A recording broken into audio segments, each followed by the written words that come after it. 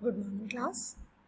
बेटा आज हम आपका नया चैप्टर शुरू कर रहे हैं और केमिस्ट्री की थर्ड ब्रांच शुरू कर रहे हैं, that is organic chemistry.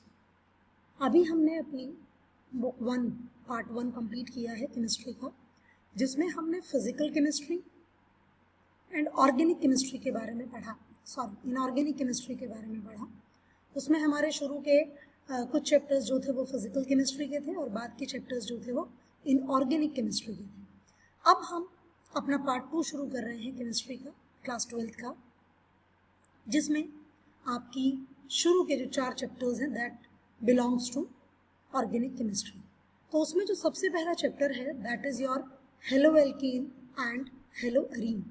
First of all we must understand कि हमारा जो ये ऑर्गेनिक का पार्ट है उसमें से क्वेश्चंस किस तरह के आते हैं। सबसे पहले तो हमें ये ज़रूर पता होना चाहिए और उसके बाद मैं आपका पहला चैप्टर शुरू करूँगी that is hello alkenes and hello arenes. बेटा इसमें से जो क्वेश्चंस आते हैं वो बेसिकली नॉमेनक्लेचर का क्वेश्चन आते हैं।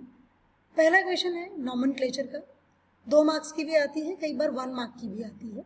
जो शुरू के आपके 20 मार्क्स के ऑब्जेक्टिव क्वेश्चंस आएंगे पेपर में, उसमें से आपको नॉमेनक्लेचर दी होगी, और अगर नॉमेनक्लेचर उसमें नहीं दी होगी तो आपके जो 2, 3 एंड 5 मार्क्स के क्वेश्चंस आएंगे उसके किसी पार्ट में दी होगी, क्योंकि हमारे केमिस्ट्री में कोई भी क्वेश्चन प्योरली 5 मार्क्स का नहीं होता। प्योरली इन द सेंस सिर्फ सिंगल टॉपिक से बिलोंग नहीं करता, वो 3+2 या 2+3 की फॉर्म में ही होता है।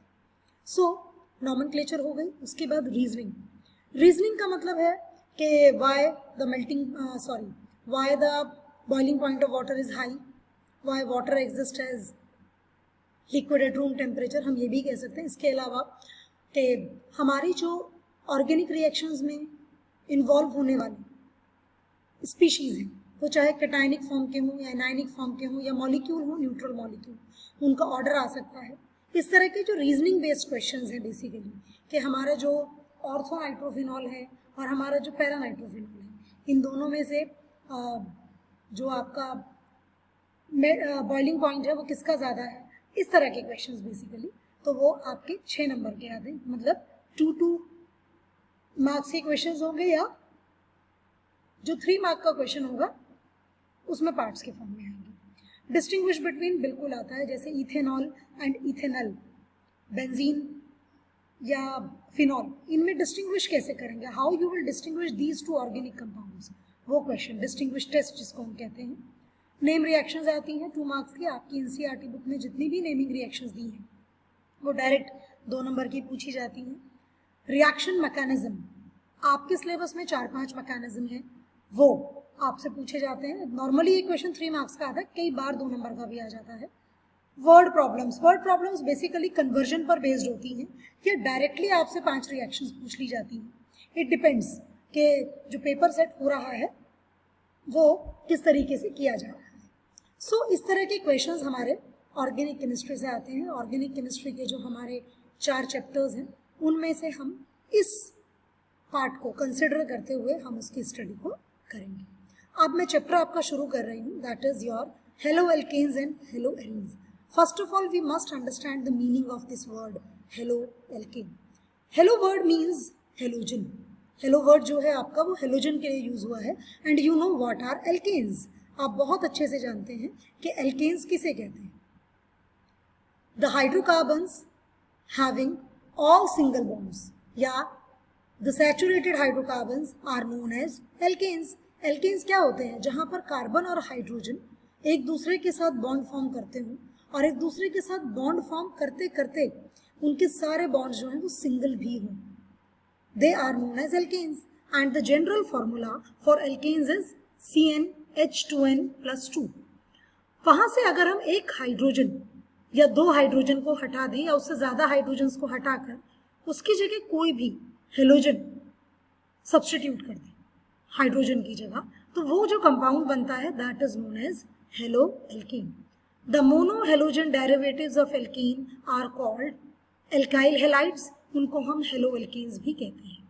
एल्काइल हैलाइड जो है बेटा ये इनका कॉमन नेम है एल्काइल हैलाइड्स, और जो मैं हेलो एल्केन आपसे कह रही हूँ वो उसका IUPAC नॉमेनक्लेचर में हम यूज करते हैं। मैं इसका नॉमेनक्लेचर भी आपको कराऊंगी। पहला तो सबसे पहला मेरा पॉइंट है कि मैं आपको ये बहुत अच्छे से क्लियर करूं कि आप जो यहाँ पर हेलोजन हेलो एल्केन समझ रहे हैं वो क्या है।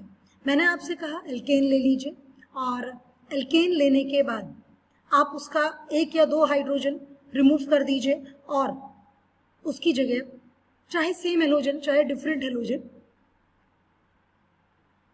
अटैच कर दीजिए। That is basically your halo alkane और हेलो एल्काइल हैलाइड। ठीक है, चलिए, their names are derived by naming of the attached alkyl group of halogen and adding the name of the halide. देखिए, जैसे कि ये है आपका CH3Cl, this is its common name methyl chloride. इसको हम क्लोरोमीथेन लिखेंगे, then it becomes its IUPAC nomenclature. IUPAC nomenclature I have already explained you in class 11, but I will definitely give you 1 or 2 lectures which are dealing with IUPAC nomenclature, as a question directly come from this part in your exam. So that is very very important. So I will take in my next classes, आगे की जो classes आएंगी उनमें मैं लूंगी। पहले आप जरा यहाँ देखिए, it is very simple compound. आपके मीथेन में CH4 में एक हाइड्रोजन को रिमूव किया गया है और उसकी जगह Cl को अटैच कर दिया गया है। दिस इज योर व्हाट, ये आपका बन गया है हेलो एल्केन। एल्काइल हैलाइड जो है that is its common name, ये इसका कॉमन नेम है। ऐसे ही अगला वाला देखिए, इथेन आपने लिया है, इथेन का एक हाइड्रोजन रिमूव किया है और उसकी जगह ब्रोमीन को ऐड कर दिया है। Same case with the next compound, यहाँ पर आपने प्रोपेन लिया है और प्रोपेन का भी एक हाइड्रोजन रिमूव करके आयोडीन को जोड़ दिया है, तो it's N propyl iodine. N मतलब नॉर्मल, नॉर्मल का मतलब क्या है कि चेन सिस्टम नहीं है, it is a straight chain. N अगर इस तरीके से कहीं लगा होता है इसका मतलब होता है स्ट्रेट चेन। अब देखिए, यहाँ पर ब्यूटाइन 4 कार्बन लिए हैं and it is a branched chain, branched बनाई है, और यहाँ पर जाकर क्लोरीन को रिप्लेस मतलब हाइड्रोजन को क्लोरीन से रिप्लेस किया है। It is again a halo alkane और you can say alkyl halide, लेकिन ये कैसा स्ट्रक्चर है, ब्रांच्ड स्ट्रक्चर है। तो इस तरह का कोई भी कंपाउंड अगर आप बनाते हैं तो उसको हम सिंपली नाम देते हैं हेलो एल्केन और alkyl halide. Alkyl halide common name है, और अगर हम उस कंपाउंड का नाम हेलो, हेलोजन पहले मेंशन करते हैं, उसकी पोजीशन मेंशन करेंगे और देन एल्केन मेंशन करेंगे, तो that is your halo alkane, that is your IUPAC nomenclature. ना IUPAC नॉमेनक्लेचर, बेटा IUPAC नॉमेनक्लेचर को डिस्कस करने के लिए I want to take whole class, आपको मैं पूरा क्लास भी लूंगी, साथ ही साथ एक अलग से बिल्कुल वीडियो बनाकर भेजूंगी about the IUPAC nomenclature, because IUPAC nomenclature को हमें थॉरोली डिस्कस करना है। तो जो बिल्कुल उसके जनरल पॉइंट्स हैं, I want to discuss that, मैं वो डिस्कस करना चाहती हूँ। सबसे पहला पॉइंट, सबसे पहले हम कुछ भी नहीं करते हैं, सबसे पहले हम सिर्फ और सिर्फ अपना ग्रुप ढूंढते हैं। जो भी ग्रुप उस पर लगा है, चाहे वो हेलोजन है, चाहे वो आपका एल्डिहाइड है, कीटोन है, एसिड COH है, अल्कोहल लगा है, OH लगा है, वो अमीन है, वो चाहे साइनाइड CN ग्रुप है, आइसोसाइनाइड NC ग्रुप लगा है, whatsoever it be, first of all we will find out the group. सबसे पहले हमें ग्रुप फाइंड आउट करना है। जैसे ही हम ग्रुप फाइंड आउट करेंगे, हमारा नेक्स्ट स्टेप क्या होता है, नेक्स्ट स्टेप होता है हमारा चेन्स, के हमारी लॉन्गेस्ट चेन कौन सी होगी। लॉन्गेस्ट चेन भी हमें इस तरीके से चूज करनी है कि हमारी लॉन्गेस्ट चेन में मैक्सिमम ग्रुप्स जो है वो कवर हो जाए, क्योंकि जहां पर पॉसिबिलिटी होगी आपकी चेन बनने की, वहां पर आप जरूर चेक करेंगे कि कौन सा जो आपका चेन है वो आप ड्यूरिंग नॉमेनक्लेचर यूज करेंगे। जब हम नॉमेनक्लेचर करते हैं तो हमें कई सारी चेन्स मिलती हैं, कई सारी हम स्टाइल में नंबरिंग करते हैं, तो वहां से हमें सबसे ज्यादा अप्रोप्रिएट ढूंढना होता है कि हमारा सबसे अप्रोप्रिएट चेन कौन सा है जिसमें मैक्सिमम जो सब्स्टिट्यूएंट्स हैं वो हमारे कवर हो जाने चाहिए। थर्ड पॉइंट होता है हमारा नंबरिंग हो गई, हमने चेन ढूंढ ली। Now the sum of locants must be minimum. आपका जो लोकेंट्स, लोकेंट्स का मतलब है बेटा सब्स्टिट्यूटेड ग्रुप्स, जो सब्स्टिट्यूटेड ग्रुप्स लगे हैं उनका जो नंबर है वो मिनिमम होना चाहिए। अब मैंने आपको ये 3 रूल्स बताए हैं और इसके बाद मैं आपको कुछ कंपाउंड्स के पास ले चलती हूँ। उन कंपाउंड्स का नॉमेनक्लेचर करने के बाद आपको ये पॉइंट जो मेरे हैं समझ आएंगे। Now this is my first compound CH3CH2Br। अब मैंने पहला पॉइंट आपको क्या बताया था कि first of all we have to find out the group. हमें कोई भी जो एक्स्ट्रा ग्रुप लगा है जो कि सब्स्टिट्यूएंट जिसको हम कहेंगे, सबसे पहले हमें वो ढूंढना है। हमने ढूंढ लिया ब्रोमीन है, हमने इस कार्बन को 1 नंबर दे दिया और इस कार्बन को 2 लिख दिया। इसके अलावा इस कंपाउंड में और कोई पॉसिबिलिटी नहीं है। हमारा सम ऑफ लोकेंट्स, अब हमारी चेन भी हमें मिल गई 2 कार्बन की। Sum of locants must be minimum, मतलब ब्रोमीन जो है मैं अगर इसको 1 और इसको 2 लिखूं तो वो सेकंड पोजीशन पर आएगा, और यहाँ पर 1 और यहाँ पर 2 लिखती हूँ तो वो फर्स्ट पोजीशन पर आएगा। तो फर्स्ट पोजीशन पर मैं लूंगी। फर्स्ट पोजीशन अगर हम कंपाउंड में मेंशन नहीं करते हैं तो कोई प्रॉब्लम नहीं आती, ठीक है। ऐसे कंपाउंड में मेंशन जरूर करना पड़ेगा जहां पर कोई और कॉम्बिनेशन पॉसिबल हो सकता है। लेकिन अगर मैं, जैसे कि हमें यहाँ पर 2 कार्बन दिए हैं, तो इन दोनों कार्बन में से किसी भी एक कार्बन पर अगर ग्रुप लगा है तो मैं अगर वहां पर 1 नहीं भी लिखती हूँ तो भी कोई इफेक्ट नहीं आएगा। You must understand this. Now what is the name of the compound? Br लगा है, हेलो एल्केन। हेलो हम पहले लिखेंगे ब्रोमो, Cl होता तो लिखते क्लोरो, F होता तो लिखते फ्लोरो, I होता तो लिखते आयोडो। यहाँ पर Br है, ब्रोमीन है, तो हम यहाँ लिखेंगे ब्रोमो और उसी से बिल्कुल मिलाते हुए लिखेंगे ethane.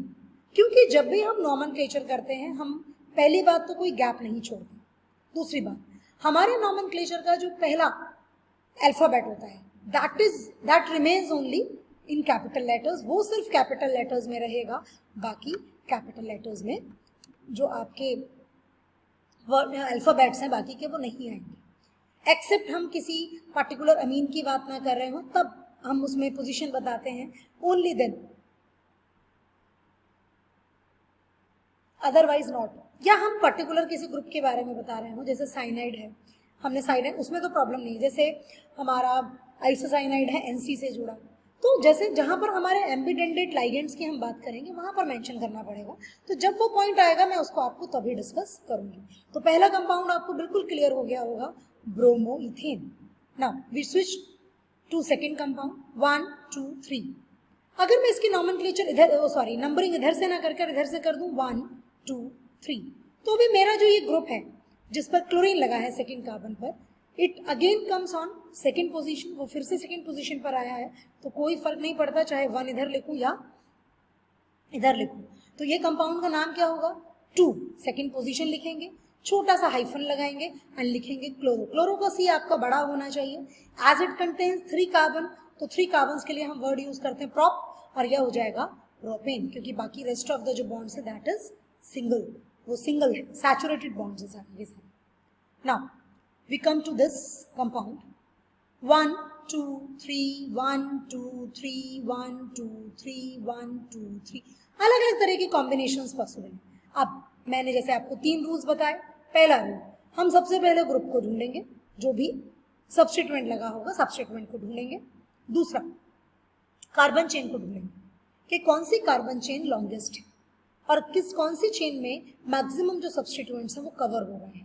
And then sum of the locants must be minimum, तो सम ऑफ लोकेंट्स हमारा जो है वो मिनिमम होना चाहिए। तो हमने ढूंढ लिया है। तो यहाँ पर अगर मैं 1 2 3 करती हूँ तो भी सेम बात है, 1 2 3 करती हूँ तो भी कोई प्रॉब्लम नहीं है। सेकेंड पोजीशन पर मेरा मिथाइल ग्रुप लगा है। अगर CH3 ग्रुप साइड चेन में आ जाए जिसको हम काउंटिंग नहीं करें तो हम उसको मिथाइल बोलेंगे। अगर CH3 है, अगर यहाँ पर C2H5 होता सपोज, तो हम उसको कहते हैं इथाइल, ठीक है। तो सबसे पहले हम यहाँ से शुरू करेंगे। फर्स्ट पोजीशन पर लगा है आयोडीन। अल्फाबेटिकली ऑर्डर में हम ग्रुप्स को लिखते हैं, you must remember this point, ये चीज याद रखिएगा। तो सबसे पहले लिखेंगे 1 हाइफन आयोडो। उसके बाद सेकेंड पोजीशन पर लगा है मिथाइल, फिर से हाइफन, डिजिट आएगी आपकी, न्यूमरल आएगा, देन हाइफन, देन मिथाइल, और 3 कार्बन है, now it becomes propane. So in this manner we will do the nomenclature of halo alkane. नीचे कुछ और एग्जाम्पल्स हैं, सी